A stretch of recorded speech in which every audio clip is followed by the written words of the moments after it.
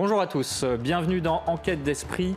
Les futurs prêtres ordonnés en ce mois de juin vont avoir fort à faire. Ils sont de moins en moins nombreux et la France, fille aînée de l'Église, devient de moins en moins chrétienne. Pourtant, si la situation est grave, elle n'est pas désespérée. Des curés de paroisse relèvent le défi. Ils sont sur le terrain, loin des réseaux sociaux et de leurs polémiques. Et ils entendent bien remettre leur église au centre du village, au propre comme au figuré. Leur moteur, non pas un compte de résultats de chef d'entreprise, mais le bien des âmes pour transmettre l'amour de Dieu. Et pour cela, ces pasteurs vont puiser dans les trésors de l'histoire et de la tradition de l'Église. Sauront-ils rechristianiser la France comme l'ont fait leurs prédécesseurs après la Révolution française? Pour en parler, bien sûr, Véronique Jacquier. Bonjour Véronique. Bonjour Émeric, bonjour à tous. Qui sont donc nos invités? Alors Anne Bernet, spécialiste de l'histoire de l'Église. En face de moi, toujours l'abbé Benoît de Roec, curé de la cathédrale de Perpignan. Et puis à mes côtés, l'abbé François de Dieu, curé de la Garenne-Colombe dans les Hauts-de-Seine. Voilà, on vous retrouve tout de suite pour cette émission qui est en partenariat avec l'hebdomadaire France Catholique. Mais tout de suite, les infos, Éloi Rochebrune.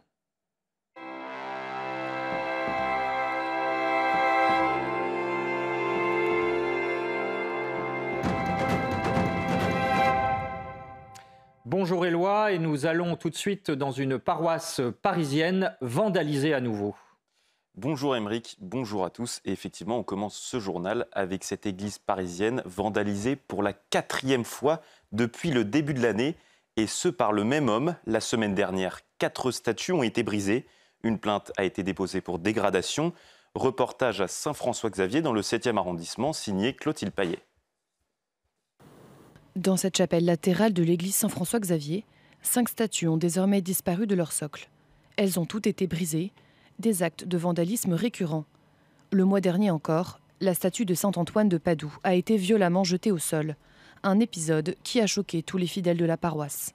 C'est très violent, c'est pas simplement une destruction matérielle, ça touche aussi notre confiance, notre foi, dans notre prière auprès de ses amis, de ses intercesseurs que sont les saints. Le vandale a été définitivement enfermé dans un établissement psychiatrique.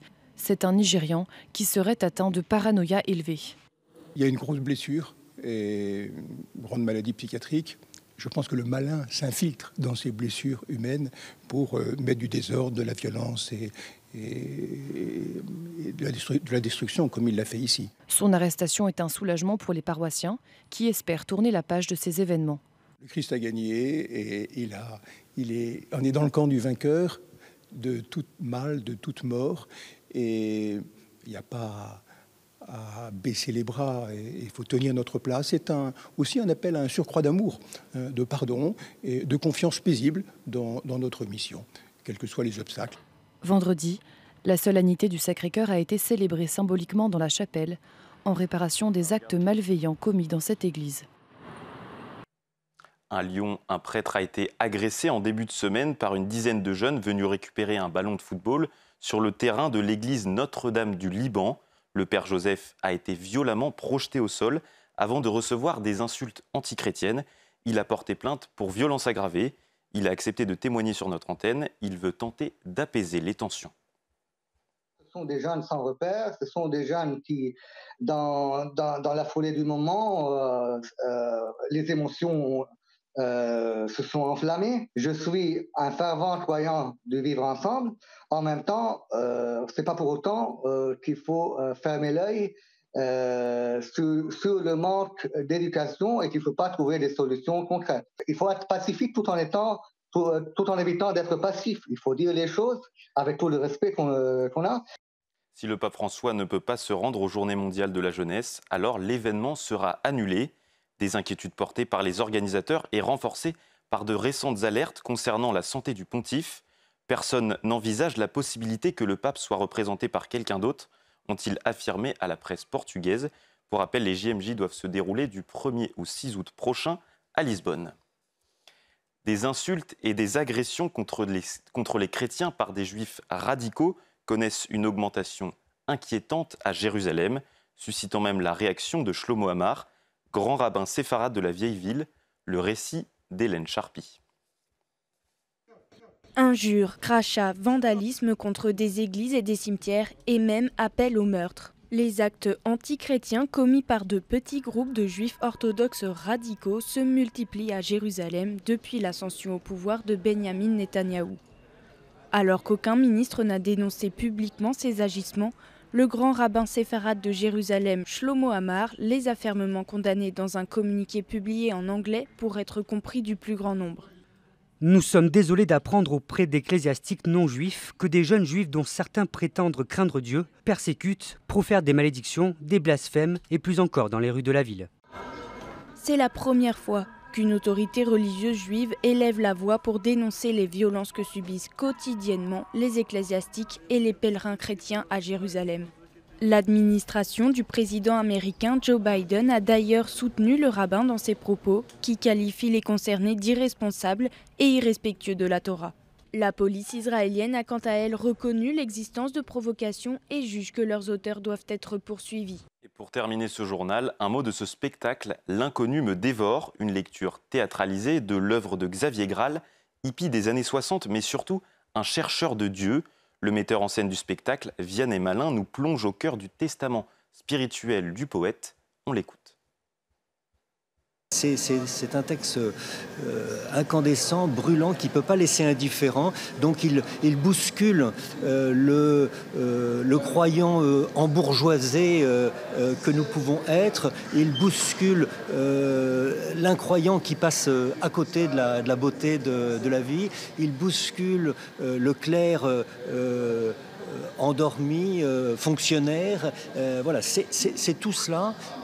Et c'est aussi cette invitation à découvrir la beauté du monde et rentrer dans l'allégresse. 3 représentations sont prévues à l'espace Bernanos à Paris le 22, 23 et 24 juin prochain. Alors n'hésitez pas. C'est la fin de votre journal. Aymeric, c'est à vous pour la suite d'Enquête d'Esprit.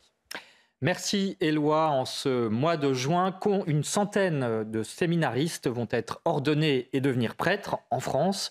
Comment vont-ils exercer leur mission pour espérer rechristianiser justement ce vieux pays chrétien? On en parle avec l'abbé François de Dieu. Bonjour mon père. Bonjour Aymeric, bonjour. Merci d'être avec nous. Vous êtes prêtre du diocèse de Nanterre et curé de la Garenne-Colombe, aussi l'auteur de Curé à durée indéterminée, édition Artege, où vous nous parlez de ces pasteurs, des pasteurs, et qui doivent être stables, plaidez-vous, pour des paroisses qui bougent. C'est votre sous-titre. Avec nous également l'abbé Benoît de Roeg. Bonjour mon père. Bonjour à vous.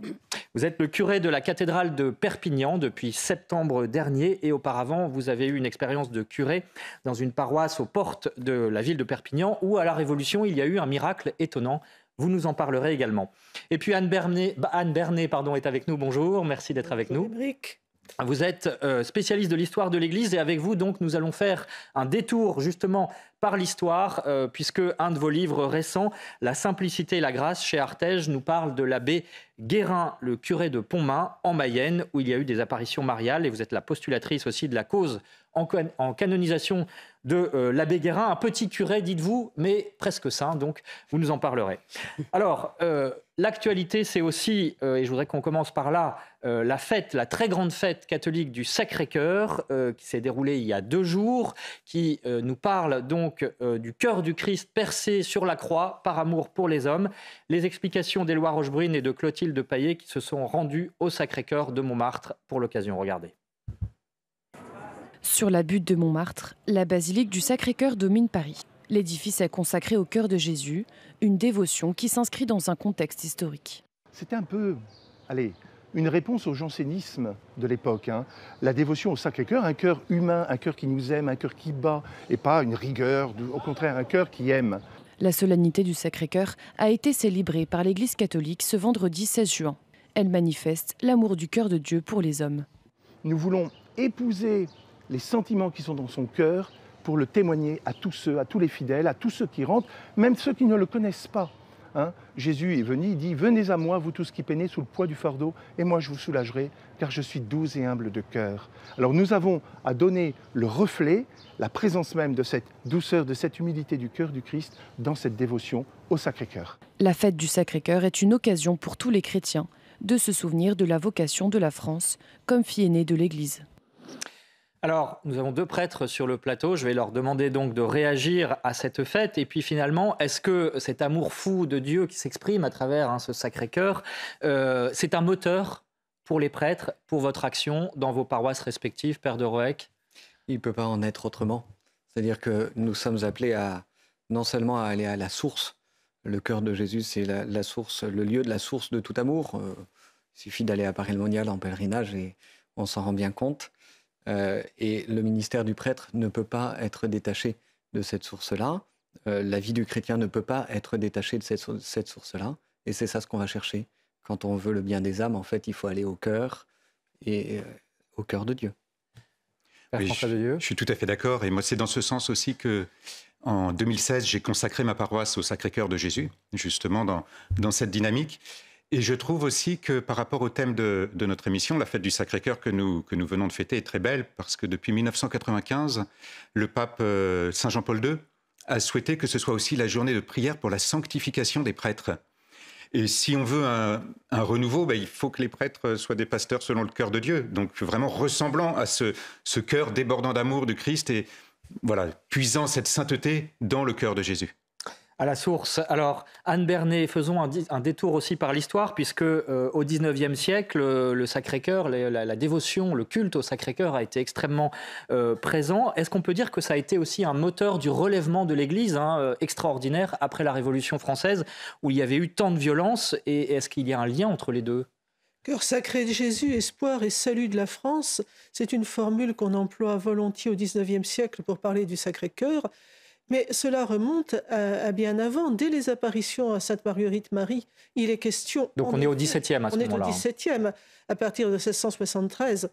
À ce moment-là, il est déjà question que la France soit consacrée au Sacré-Cœur, car alors son roi aura victoire sur ses ennemis. Cette consécration n'est pas faite. La famille de France en sera la première victime. Mais les catholiques le seront également dans la foulée avec la Révolution, et ils sont très conscients, jusque dans l'entourage royal, je pense entre autres à Madame Élisabeth, la sœur de Louis XVI, ils sont extrêmement conscients que cette non-consécration est probablement l'une des causes de la victoire et du triomphe apparent des ennemis de la foi et de l'Église. Dans ces conditions, il est absolument nécessaire d'en revenir à cet amour inconditionnel du Christ, ce cœur qui a tant aimé les hommes et n'en a reçu qu'indifférence et froideur. Mais alors justement, dans cette dimension du Sacré-Cœur, il y a une notion de pardon, pardon des ingratitudes, vous venez de le dire. Est-ce qu'après justement les violences révolutionnaires, il y avait besoin de cette force d'amour pour rechristianiser la France ? Il y a un immense besoin de pardon et d'expiation dans l'Église de France du tout début du XIXe siècle.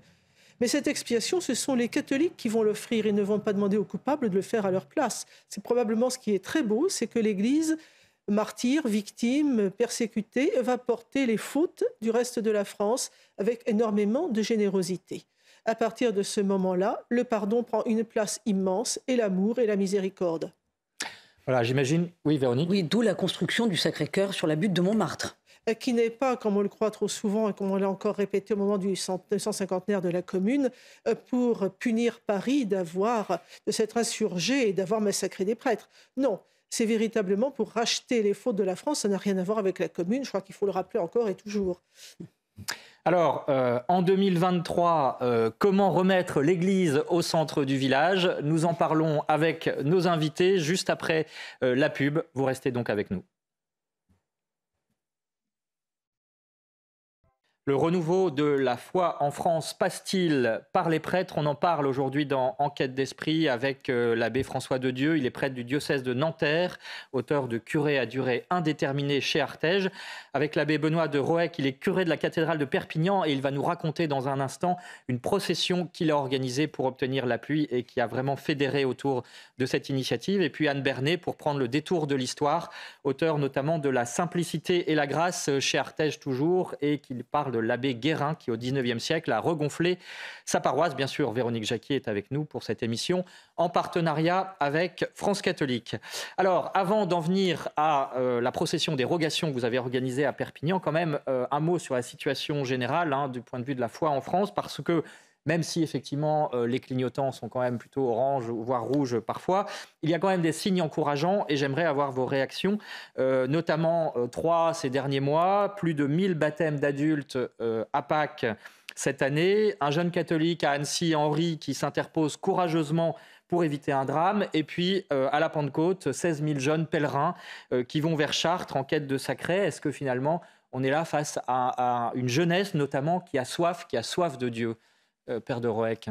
Ah oui, clairement. On assiste à un phénomène très étonnant. Autant on pouvait le voir depuis quelques années avec une jeune génération montante qui a soif de Dieu, qui a un vrai désir de formation, le sens du sacré, c'était une dimension verticale, le soin des âmes, une vie de prière assez bien formée, donc de grandes demandes. Mais le plus surprenant peut-être, c'est que depuis quelques mois, on assiste, et je crois que c'est le cas un peu partout en France, à une vague de demandes sacramentelles. C'est votre cas, vous, à Perpignan? À Perpignan, on est assez surpris. Mes confrères curés des paroisses voisines le sont aussi, avec une vague de demandes de baptême de jeunes adultes, de jeunes adolescents également, demandes de communion, de confirmation, d'un public qui n'est plus de culture chrétienne. C'est-à-dire qu'on est dans un monde, une société qu'on appelle post-chrétienne, et étonnamment, c'est là où on a le plus de demandes. Une génération qui a été peut-être un peu ignorée et qui en fait est parvenue par elle-même à trouver le sens de Dieu. Et on a simplement ça à accueillir. Père François de Dieu, vous confirmez? Je retrouve exactement la même chose avec mes responsables de catéchuménat qui me disaient ces derniers temps qu'ils avaient une demande par semaine d'adultes qui demandent le baptême, d'adultes en général entre 20 et 40 ans, grosso modo, venant de différentes cultures. Et effectivement, on a vraiment ce même élan. Et je pensais par rapport à ces signaux orange, rouge, parfois j'ai l'impression qu'on vit un peu la bataille de Gédéon. Vous savez, au chapitre 7 des Juges, le peuple doit affronter Madian, mais ils sont trop nombreux. Et il y en a 22 000 qui s'en vont, puis il en reste 10 000, mais sur les 10 000, Dieu dit non, ils sont encore trop nombreux. Israël pourrait se glorifier à mes dépens, et puis finalement, il reste 300, et c'est la victoire. Et parfois, on a l'impression que tous ces signaux rouges qu'on voyait, c'est Dieu. C'est Dieu qui agit. C'est Dieu qui agit dans le cœur de tous ceux qui viennent vers nous. C'est pas notre victoire. C'est la victoire de Dieu et c'est celle-là qui se manifestera avec puissance. Un peu comme le Cameron des légionnaires, mais ça se termine mieux. Enfin, en tout cas, on peut le souhaiter. Et effectivement, en tout cas, c'est très encourageant. Alors justement, ça suppose aussi, vous qui êtes des pasteurs, de travailler finalement ce terreau. Père de Roec, racontez-nous justement, vous avez organisé au mois de mars une procession pour demander la pluie. On sait qu'on est dans une période de sécheresse. Ça a fonctionné. Mais racontez-nous comment est née cette initiative étonnante. Est-ce que les esprits étaient mûrs pour renouer avec ces pratiques qui, pour certains, peuvent paraître un peu désuètes? Alors, je tiens à préciser, ce n'est pas moi qui l'ai organisé, puisque moi, j'ai accueilli une demande. La demande d'un laïc qui, constatant l'état de sécheresse dans lequel on vivait depuis plus d'1 an quand même, dans cette région-là, donc les signes étaient inquiétants depuis longtemps, qui est venu à la cathédrale pour invoquer Saint Godéric, qui est, depuis le Moyen-Âge, connu pour être celui qu'on invoque pour le soin de la terre, de la culture, etc. Donc, pour avoir de l'eau quand il y en a besoin, pour ne pas en avoir quand on en a trop. Enfin, voilà. Donc, il a un sens de l'équilibre, ce Saint Godéric, qui est très intéressant. Et on a des reliques de Saint Godéric, qui, lui, a vécu en Ariège, dans le sud de l'Ariège. Donc, c'est vraiment une grande figure locale. Donc vous avez sorti les reliques de Saint Godéric. Donc il est venu, lui, prier devant les reliques et il a dit, mais on devrait faire une procession. J'ai dit oui, tout simplement. C'est là toute ma grande responsabilité, c'est d'avoir accueilli cette demande et d'avoir fait en sorte que cette procession puisse se faire. Après, le reste nous a grandement surpris, avec mon vicaire, l'abbé Lefebvre, qui a beaucoup travaillé pour que les choses se fassent bien. Bien, nous avons vu les gens affluer parce que, en fait, c'est assez surprenant. Une de mes analyses, c'est que la demande qui nous était faite n'était pas une demande de réconfort par un petit discours qui va bien ou en tapant sur l'épaule, comme on sait faire, mais c'était vraiment une demande de foi. C'était un acte de foi. Et il y a eu plus de 1000 personnes qui sont venues s'associer à cet acte de foi qu'on a vécu, je crois que c'était le 17 mars. Et il a plu. Alors, moi aussi, j'ai été le premier surpris. Il a plu vraiment. ce soir. Une pluie était annoncée, hein. Certains l'ont tournée en dérision en disant ils avaient regardé la météo. Honnêtement, je n'avais pas regardé la météo. Pour programmer cette procession, j'avais regardé mon agenda. Je plaide coupable, je suis encore un curé agenda, c'est insupportable. Mais j'avais regardé mon agenda, j'avais trouvé cet après-midi-là, je leur avais proposé ça et ça a été bon. La pluie était annoncée, effectivement, mais en fait, pas la pluie qu'on a eue toute la nuit et qui a abreuvé la terre. C'est-à-dire que le lendemain, la terre était détrempée, ce qu'on n'avait pas vu depuis des mois et des mois. Véronique. C'est-à-dire que vous voyez le signe de la réponse à la procession dans l'abondance de la pluie, pas dans la pluie simplement en elle-même. Non. Pour un peu convaincre les esprits chagrins qui nous regardent et qui ne seraient pas convaincus. Et même pour aller. C'est-à-dire que c'est dans l'abondance. Finalement, la fécondité, elle est là. C'est-à-dire, c'est ça ce qu'on attend, hein. C'est ça ce qu'on demandait. Et même pour aller un petit peu plus loin par rapport à votre réaction, qui me semble très juste, c'est qu'on m'a tout de suite demandé une messe d'action de grâce en disant Saint Godéric a exaucé nos prières, et que j'ai dit non, on va attendre. Parce qu'il faut que ça s'inscrive dans le temps. Et puis, c'est pas suffisant. C'est pas suffisant. On n'a pas besoin d'une pluie. On a besoin de la pluie nécessaire pour que les cultures puissent porter leurs fruits. Et donc, la messe d'action de grâce, c'est quand on aura récolté ce qui était planté, ce qui avait besoin d'être arrosé, et que là, on pourra dire Saint Godéric a fait son travail. Jusqu'au bout. Mais est-ce que vous y voyez un signe du ciel, très clairement ? Évidemment. Comme tous ceux qui y ont participé de façon incrédule, et qui ont dit on va y aller, on va bien voir, hein, de toute façon tout est bon à prendre, hein, parce qu'il y en avait qui étaient dans cette procession. On ne sait jamais. Ceux qui y allaient avec toute leur foi et qui ont dit on va prier parce que le ciel exauce les prières qu'on lui adresse, en fait tout le monde a été scotché par la réponse. Et pour être très honnête, moi le premier. Il faut le dire. Véronique. Est-ce que vous dites qu'il y a un regain de piété populaire ? Qu'est-ce que ça veut dire, cette procession et justement le fait d'être exaucé ? Alors il faut dire que ça s'appelle, cette procession, des rogations. Hein. C'est une pratique très ancienne dans l'histoire de l'Église. Non, c'est pas ça ? Ouais, alors non, celle-là, elle était avant les rogations. En termes de temps. Mais c'est un petit bonus qui était dans la tradition locale, d'ailleurs, dans la tradition catalane. Quand la terre était sèche, ils sortaient Saint Godéric et ils allaient le mettre à l'eau. Hein. Enfin, voilà, il n'y avait pas de date particulière ou de période dans l'année. Hein. Anne Bernet, cette piété populaire, historiquement, c'est quelque chose qui a toujours porté les renouveaux de la foi ? C'est quelque chose d'absolument essentiel. Je crois qu'on a voulu nous inscrire dans une religion déracinée, une religion qui n'avait plus de passé, de souvenirs, de saints, de reliques, de coutumes. Un peu partout, en effet, quand la terre était sèche, on allait quelquefois tremper les reliques du saint, voir son buste dans la fontaine la plus proche pour lui rappeler qu'on avait besoin d'eau. Alors ça peut passer pour une coutume païenne, je suis bien d'accord, mais c'était tellement enraciné dans les mentalités que c'était une nécessité totale. Les gens ont besoin de cela. C'est une normalité absolue. Il faut repasser par ce qui est la source de notre histoire, de notre foi. Nous ne sommes pas tombés comme ça d'un seul coup dans un monde où tout christianisme aurait disparu, tout serait à reconstruire. Non, nous avons des racines et c'est celles-là qu'il faut commencer par arroser pour les faire refleurir. Une réaction peut-être, l'un ou l'autre ? Alors, à ce moment-là, je vous propose de continuer ce détour par l'histoire. On va se rendre à Ars. Vous savez, le saint curé d'Ars, qui est le patron de tous les curés de l'univers, qui a mis 10 ans malgré tout, pour rechristianiser sa paroisse. Quelles sont les clés de son action ? Eh bien, écoutez l'actuel curé d'Ars, qui lui aussi cherche à développer son sanctuaire actuellement. Regardez. Le curé d'Ars est arrivé dans une paroisse dont le vicaire général lui avait dit « Il n'y a pas beaucoup d'amour de Dieu, vous en mettrez ». Et il a commencé par faire le tour des maisons, tout simplement. Et quand les voisins l'ont vu arriver, d'abord ils ne l'ont pas vu lui, ils ont vu la lumière dans l'église.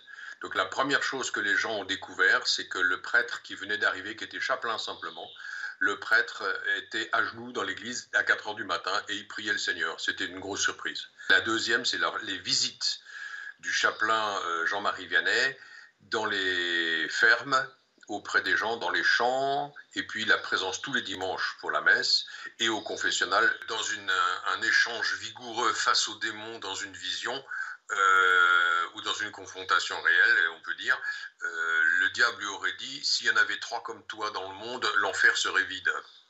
Alors là, je pense que vous allez pouvoir réagir. Père François de Dieu, peut-être à commencer par vous. D'abord, être plongé en Dieu, c'est la première chose à faire pour un curé quand on est en charge d'âme ? C'est essentiel. C'est essentiel. La première mission du prêtre, du curé, pardon, c'est vraiment de célébrer la messe pro populo. Il doit l'accomplir dès qu'il est... Pour son peuple. Pour son peuple, c'est-à-dire chaque semaine, eh bien, il célèbre la messe pour son peuple. Donc déjà, vous voyez, dans le mystère eucharistique, c'est essentiel. Et puis, évidemment, dans sa vie de prière personnelle, parce qu'il a charge d'âme. Et donc, cette charge, ce soin des âmes qu'il doit avoir, c'est de les conduire au Christ. Et comment les conduire au Christ si on ne va pas vers le Christ? Donc, voilà, il faut aller vers l'aimant, en quelque sorte, pour que les gens soient aimantés vers lui. Vous allez nous raconter évidemment comment vous faites à la Garenne-Colombe, justement s'agissant de l'Eucharistie et de la messe. Auparavant, une autre réaction, Père de Roeg, sur cette phrase qu'aurait dit le démon au curé d'Ars, « Il en faudrait 3 comme toi et l'enfer serait vide ». Qu'est-ce que vous en pensez? Je demande encore 2 curés d'Ars. Mais effectivement, je suis persuadé que la présence du prêtre, comme le disait le Saint curé d'Ars d'ailleurs, laisser une paroisse 20 ans sans prêtre, on y adorera les bêtes. La présence du prêtre est essentielle au cœur de la communauté chrétienne, d'abord comme étant un homme de prière. Parce que prendre soin des âmes, c'est pas simplement prendre soin des âmes des autres, c'est d'abord prendre soin de son âme afin qu'elle soit disponible pour les autres.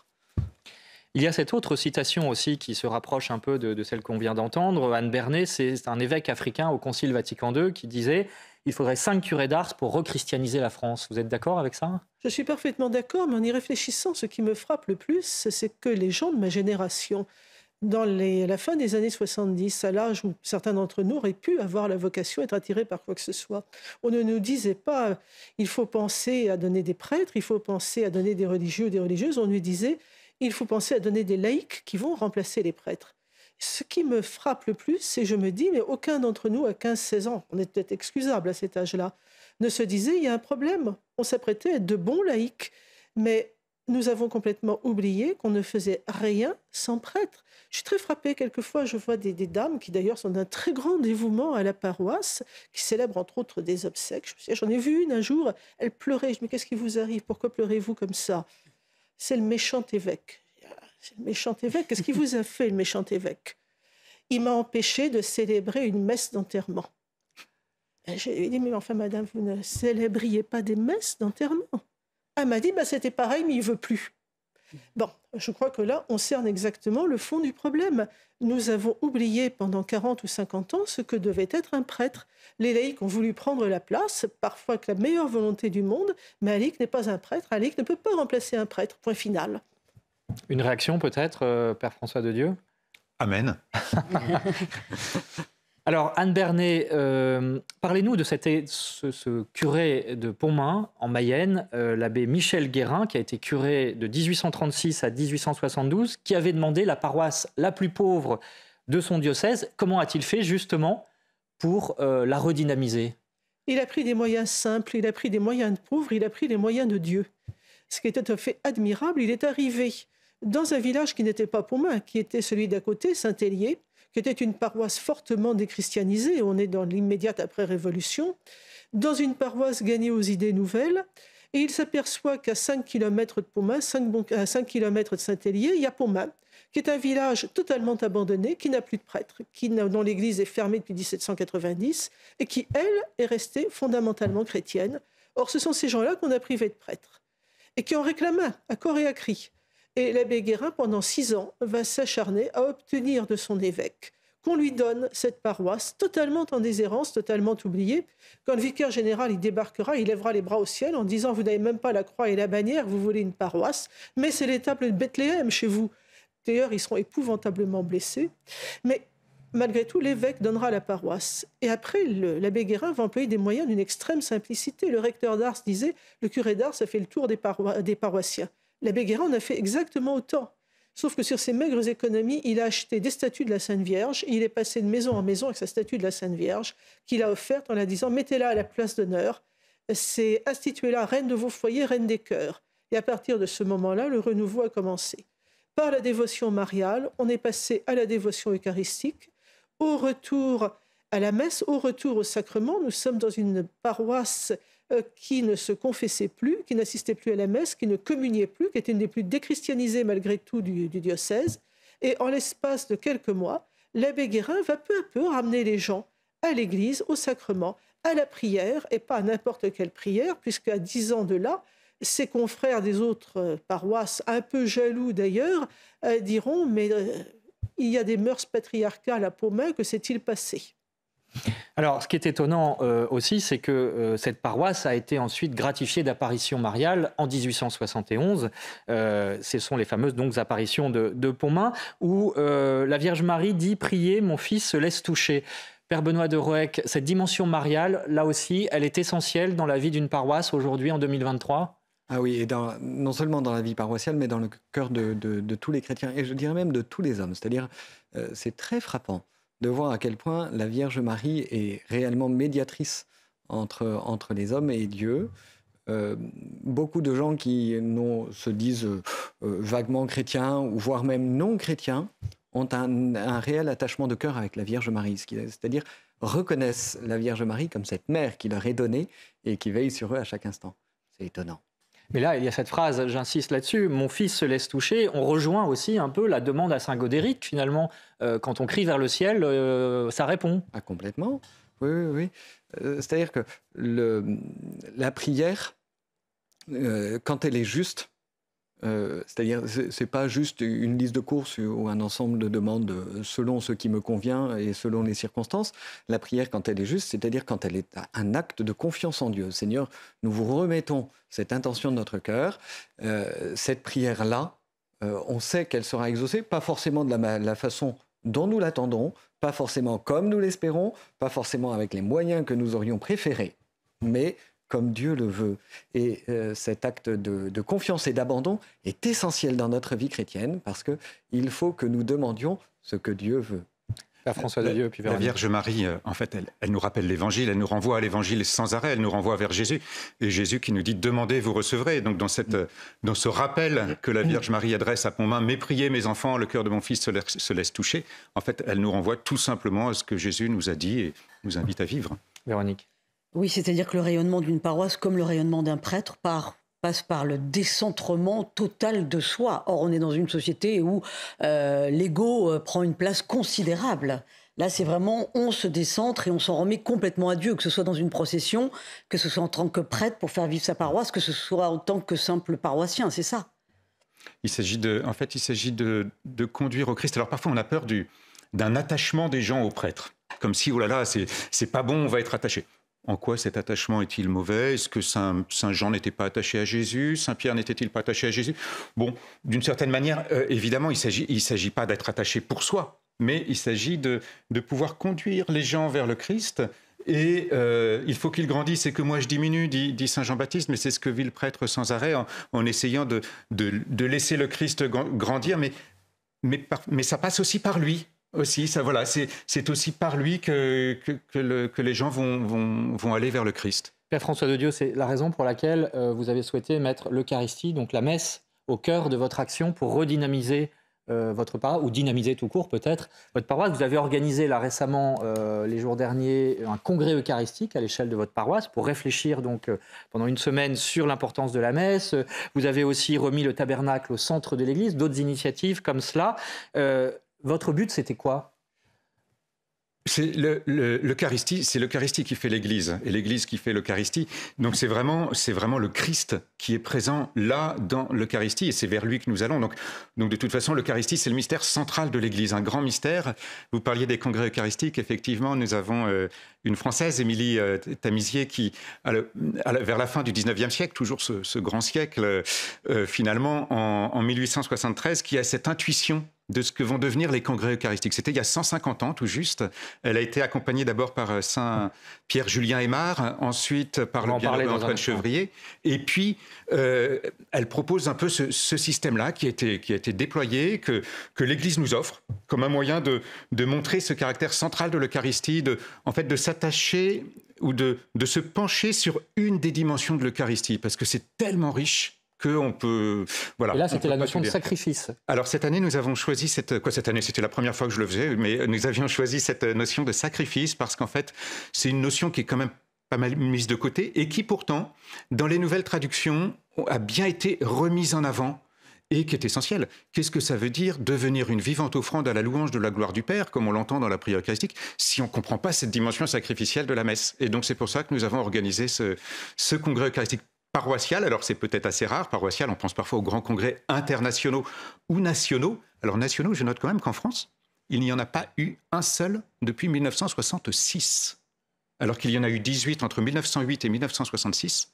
Pas un seul congrès eucharistique national depuis 1966, comme si l'Eucharistie n'était plus au centre depuis quelque temps. Voilà, peut-être qu'il faudrait voilà, c'était notre sujet de la semaine dernière, mais on poursuit donc justement pour voir concrètement comment on peut faire. Et alors, il y a notamment un élément qui revient dans un certain nombre de paroisses en France, c'est la question de l'orientation de l'autel.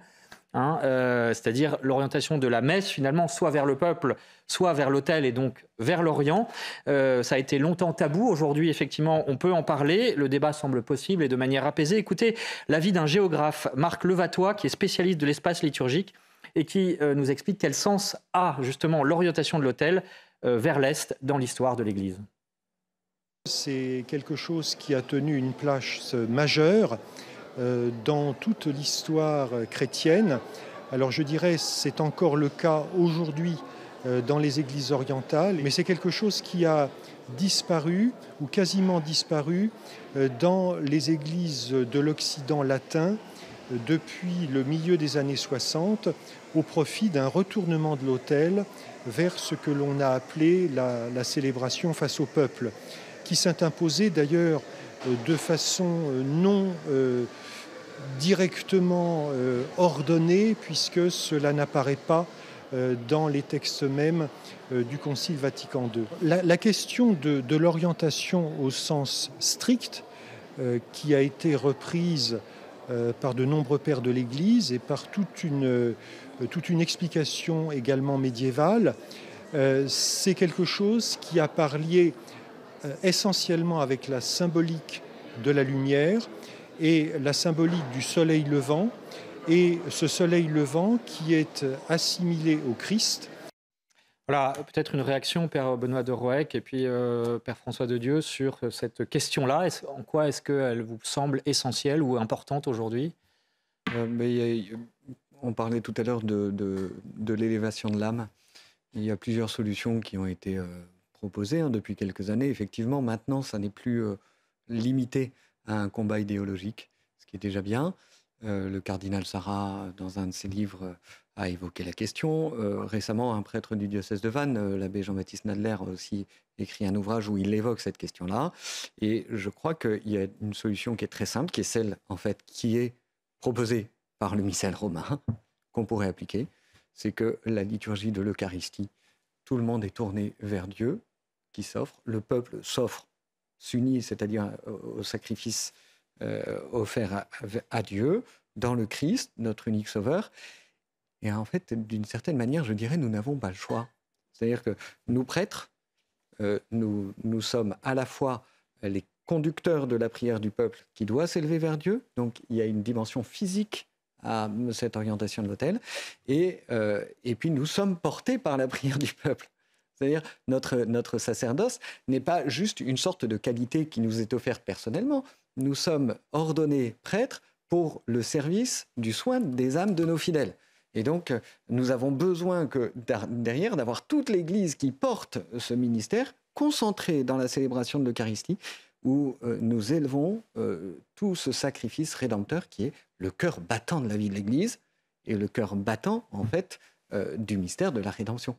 Et donc, dans ce nœud-là, dans cette espèce de force qui s'élève vers le Seigneur, eh bien, nous y saisissons le fameux admirable échange qu'on trouve au cœur de la prière eucharistique, ce fameux admirable échange où Dieu vient se donner aux hommes pour que les hommes viennent plonger en Dieu, quoi. Merci pour cette explication très claire. Et puis, on va faire un dernier détour par l'histoire parce que, malheureusement, cette émission, il nous reste quelques minutes. Véronique Jacquier, c'est l'exemple de Saint Pierre-Julien Aymar. On en a parlé tout à l'heure à propos des congrès eucharistiques. Et ce qui est intéressant, c'est que grâce à cela, eh bien, il a pu toucher les milieux ouvriers de l'époque. Oui, alors c'est très important parce qu'il a l'Eucharistie, mais l'Eucharistie, finalement, donne la possibilité d'avoir un carburant spirituel qui fait qu'on est capable de se donner aux autres et donc de toucher la population. Alors juste pour resituer, Pierre-Julien Aymar, c'est un prêtre qui est né à Lamure près de Grenoble en 1811. Il était tellement aimé de ses paroissiens d'ailleurs qu'il a voulu rentrer chez les maristes, donc avoir une vocation plus religieuse, et qu'il a dû quitter sa paroisse en cachette pour ne pas que ses paroissiens le retiennent. Bref, toujours est-il qu'ensuite il a eu la vocation donc de fonder cette congrégation du Saint-Sacrement en 1856. C'était très très important pour lui, donc adoration perpétuelle du Saint-Sacrement, mais ça n'allait pas sans se préoccuper des autres. Et à l'époque, évidemment, il s'agissait de la population déchristianisée, de la population très pauvre, très ouvrière. Et grâce à l'Eucharistie, grâce à l'adoration perpétuelle, grâce à l'énergie que lui-même insufflait pour toucher cette population, il a réussi à les faire revenir à la prière, à l'adoration eucharistique et donc à la première communion. C'est comme ça qu'on catéchisait les gens quand ils étaient adultes d'ailleurs à l'époque, parce qu'on communiait très peu, la communion était rare. Il était l'un des rares à l'époque d'ailleurs qui voulait que la communion soit plus fréquente, et il a donc créé à ce propos l'œuvre de la première communion. Merci Véronique. Alors peut-être un dernier mot pour chacun. Père François de Dieu, justement, cet exemple est frappant parce qu'il montre qu'à la fois on peut avoir évidemment le souci de l'Eucharistie, comme vous l'avez dans votre paroisse, comme l'ont évidemment d'autres prêtres, et en même temps de toucher très largement. Voilà, c'est pas réservé à une petite élite. Et vous, par exemple, je donne un chiffre, vous avez 75 enfants de chœur, ça veut dire quelque chose. Effectivement, oui. L'Eucharistie remise au centre, on comprend pourquoi on est là à l'Église. On parlait tout à l'heure de cette élévation, finalement. On comprend qu'on est là pour le Christ, pour servir le Christ. Les 75 enfants de chœur comprennent qu'ils sont là pour servir le Christ, et non pas pour rester dans l'Église ensuite, en quelque sorte, enfermés. Pour nous, l'Eucharistie, l'adoration tous les jours et tout ça, est vraiment un moteur de l'évangélisation. Le porte-à-porte, les missions de rue ne pourraient pas se vivre s'il n'y avait pas ce moment où on vient puiser dans l'Eucharistie. Il ne faut pas opposer l'action sociale et l'action religieuse de prière. C'est fondamental. Et puis même les processions, nous avions la procession du Saint-Sacrement dimanche dernier. Quelqu'un qui n'est pas du tout pratiquant me demandait « mais c'est quoi ? Qu'est-ce qui s'est passé ?» En fait, même la procession nous amène à parler, et puis finalement, rayonne l'Eucharistie est centrale, et tout cela, voilà, c'est essentiel.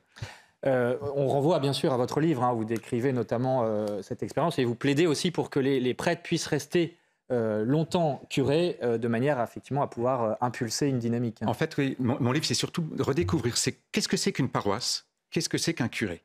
Parce qu'en fait, on parle beaucoup de la paroisse, on parle beaucoup du curé, mais on ne revient pas aux sources. Et une fois qu'on a compris ce qu'est une paroisse, qu'un curé, une fois qu'on a compris que c'est l'Église en miniature, d'où la place de l'Eucharistie, puisque l'Église est centrale dans l'Église, eh bien, une fois qu'on a compris ça, on comprend que cette Église en miniature a un pasteur qui se donne totalement à elle, à l'image du Christ. Père Benoît de Roëc, peut-être aussi un dernier mot, puisque dans votre précédente expérience, vous avez eu une expérience étonnante avec l'Eucharistie, avec la redécouverte d'hosties qui avaient été conservées pendant la Révolution dans un sucrier qui est devenu doré, ce qu'on appelle le miracle des saintes hosties. Et ça aussi, c'est très frappant, et ça peut peut-être évangéliser le peuple qui était dans cette paroisse. Tout à fait, je l'ai vécu comme un grand privilège d'être nommé curé de cette communauté de paroisse et d'être gardien du miracle des saintes hosties, comme on l'appelle à Pézy-à-la-Rivière, un miracle qui date quand même de la terreur, et d'avoir eu la grâce avec mon évêque précédent de pouvoir remettre au centre de l'église des saintes hosties, justement les hosties du miracle et ce fameux sucrier doré.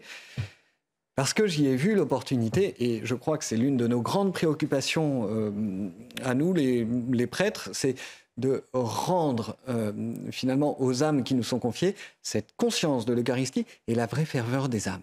C'est-à-dire cette espèce de force d'attachement qui n'a pas d'explication physique, sentimentale, ou qui est un attachement de l'âme.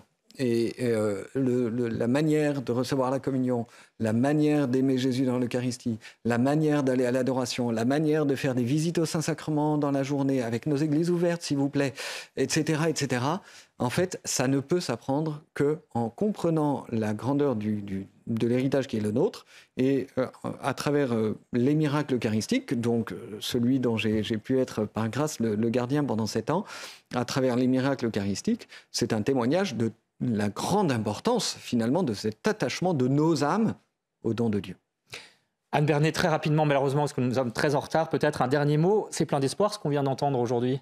C'est plein d'espoir, mais ce qui me touche toujours énormément, c'est que je vois de très nombreux jeunes gens qui se destinent au sacerdoce, et je suis d'autant plus émue que certains d'entre eux, ils se reconnaîtront, ils savent que je pense à eux en ce moment, eh bien, je les vois se heurter à des épreuves invraisemblables, comme si nous avions trop de prêtres, comme si nos évêques ou nos supérieurs pouvaient se permettre de repousser certaines vocations.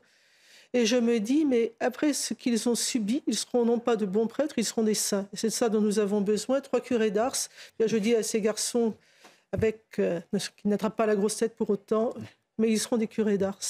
Merci beaucoup à tous d'être venus aujourd'hui. Véronique, un dernier mot donc pour signaler la une de France Catholique cette semaine. Oui, France Catholique qui fait sa une et qui propose un dossier très très riche sur Pascal, le philosophe, dont nous célébrons la naissance le 19 juin, 400e anniversaire. Et puis la semaine prochaine, dans Enquête d'Esprit. Eh bien, un très beau thème comme toujours, Rome et la France, la papauté et la France. Voilà, la France est-elle toujours la fille aînée de l'Église ou est-elle infidèle, comme le dit le pape François? On en parlera. Merci Aurélie Lucano, aux équipes techniques de CNews. Merci d'avoir suivi cette émission. Et l'info continue sur CNews.